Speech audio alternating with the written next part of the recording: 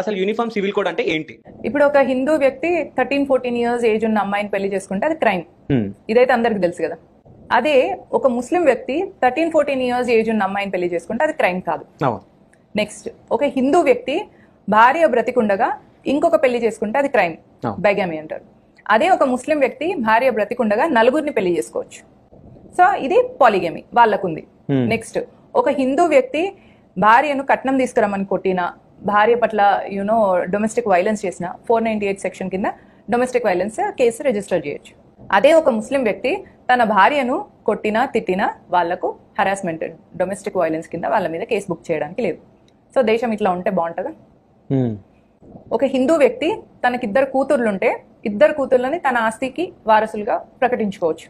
So ఆయన హ్యాపీగా వాళ్ళ కూతుర్లకు ఇచ్చేయచ్చు ఆస్తి. అదే ఒక ముస్లిం వ్యక్తి తన కూతుర్లుండి కొడుకులు లేకపోతే తన ఆస్తి తన